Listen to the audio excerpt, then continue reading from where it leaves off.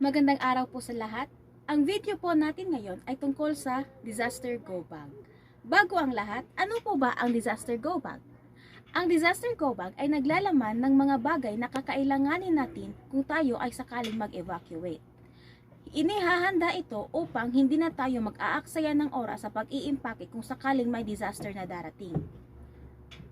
Ito ay upang hindi tayo maabutan ng disaster kakaimpake. Kaya napaka-importante ng disaster go bag upang tayo ay handa ng maka-evacuate anumang oras. Tanong: pang ilang araw ba dapat ang kailangan natin ihanda sa ating disaster go bag? Ang sagot dyan po ay 3 araw. Ang inihahanda po natin sa isang go bag ay pang 3 araw na gagamitin natin. At ang disaster go bag po ay pang individual po lamang. Bawat tao po o bawat miyembro ng pamilya ay kailangang may isang go bag. Maliban na lang po sa mga batang maliliit na ang kanilang mga gamit po na kakailanganin sa pag-evacuate ay dapat kasama na sa kanilang mga magulang. Sapagkat hindi naman po nila kayang dalhin ang kanilang own o sariling go bag. So ano ba ang laman ng go bag? Una, tubig. Ang tubig na ating ilalagay sa ating go bag ay dapat aabot ng 3 araw.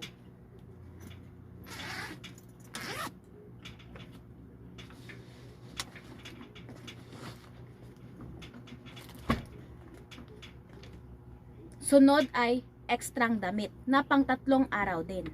Ito ay kung sakaling tayo ay mabasa o kung kaya ay kailangan na nating magpalit ng damit.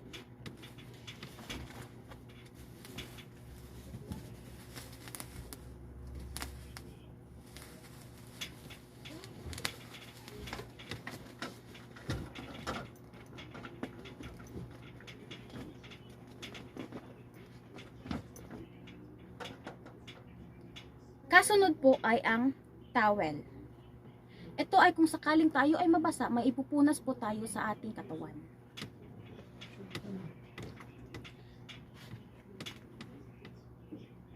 Sunod po ay ang scarf.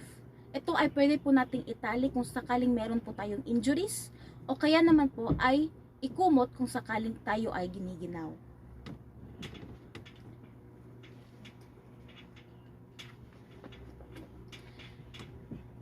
Sunod naman po ay ang ating important documents. Dadalhin po natin ang ating important documents dahil kapag iniwan po natin ito, posible po itong masira kasama ng mga gamit natin na naiwan sa bahay.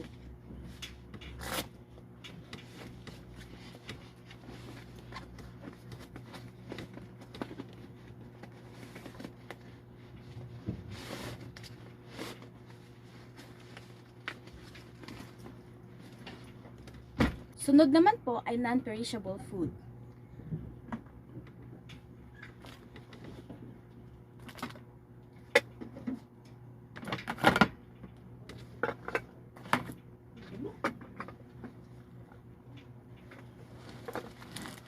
Dapat po ang ating non-perishable food ay may matagal na expiration.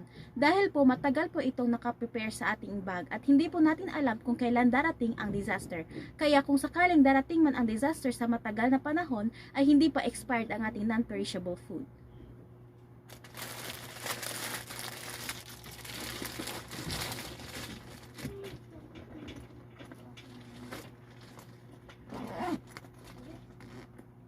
Sunod naman po ay ang ating wallet. Nandito po ang ating ID, cards, at pocket money.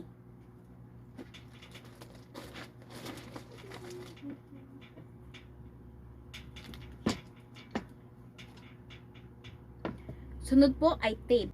Magagamit po natin ito pang tali o kaya kung may kailangan po tayong i-secure. Pwede din po nito ang rope. Since wala naman po tayong rope, kaya tape na lang po ang gagamitin natin.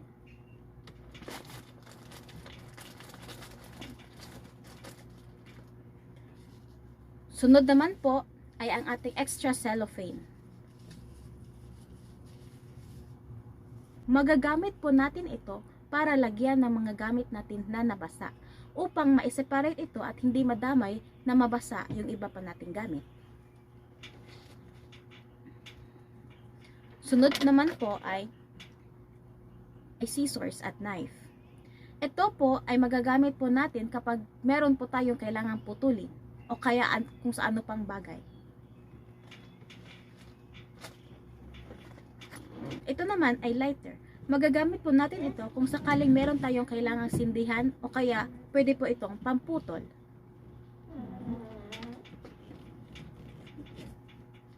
At ito naman po ay power bank at cord. Magagamit po natin ito kung sakaling kailangan po natin i-charge ang ating cellphone o kaya ano pa mang bagay na kailangan ng kuryente. At ang susunod naman po ay para sa ating hygiene. Ano ba ang kakailanganin natin upang ma-maintain natin ang ating hygiene? Una, sabon, toothbrush, toothpaste, at shampoo.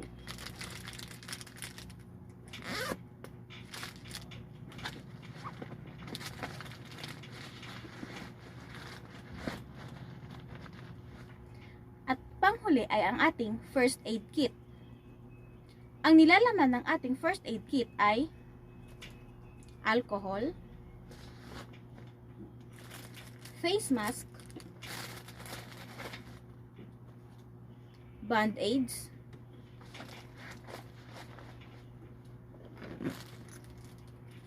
cotton buds or Q-tips, bandage at tape,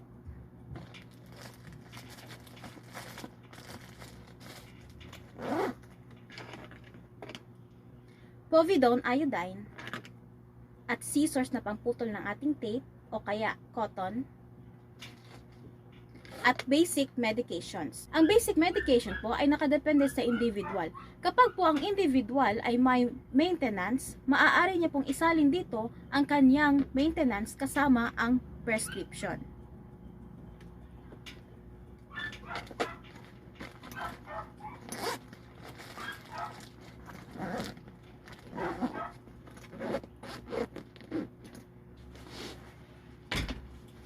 At ito po ang ating go bag.